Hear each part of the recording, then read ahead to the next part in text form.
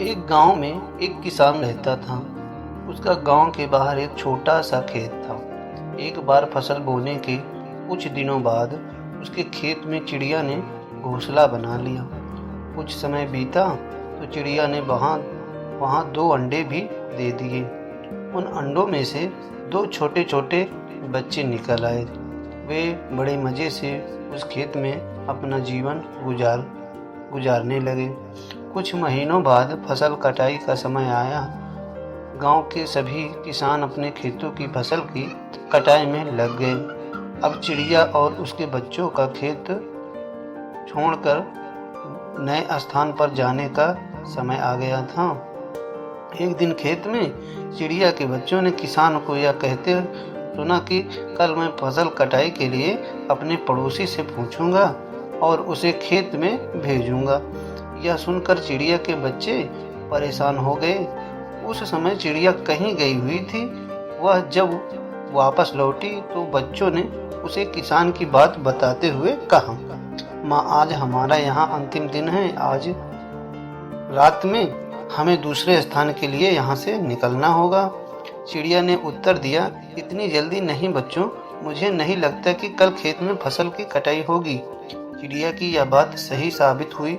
दूसरे दिन किसान का पड़ोसी खेत में नहीं आया और फसल की कटाई ना हो सकी।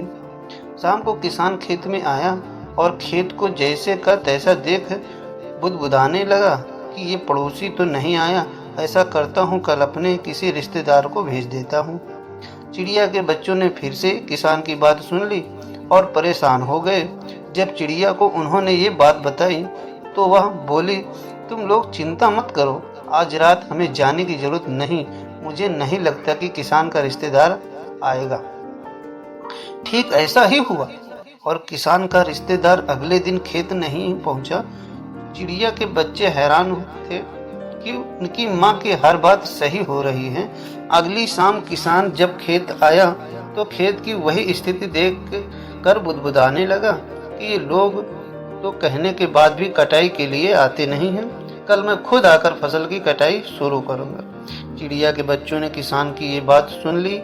अपनी माँ को जब उन्होंने ये बात बताया तो वह बोली, बच्चों, अब समय आ गया है। ये खेत छोड़कर हम आज रात ही खेत छोड़कर दूसरी जगह चले जाएंगे। दोनों बच्चे हैरान थे कि इस बार ऐसा क्या है जो आप खेत छोड़ने को तैयार हैं। उन्होंने पूछा तो चिड़िया बोली, बच्चों, पिछली 2 बार किसान कटाई के लिए दूसरों पर निर्भर था। दूसरों को कहकर उसने अपने काम को पल्ला झाड़ लिया था, लेकिन इस बार ऐसा नहीं है। इस बार उसने यह जिम्मेदारी अपने कंधों पर ले ली है, इसलिए वह अवश्य आएगा।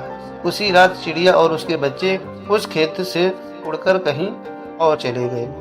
तो मेरे साथियों, इस कहानी से ये सीख मिली कि दूसरों की सहायता लेने में कोई बुराई नहीं है, किंतु यदि आप समय पर काम शुरू करना चाहते हैं और चाहते हैं कि हर वह समय पर पूरा हो जाए, तो उस काम की जिम्मेदारी स्वयं लेनी होगी।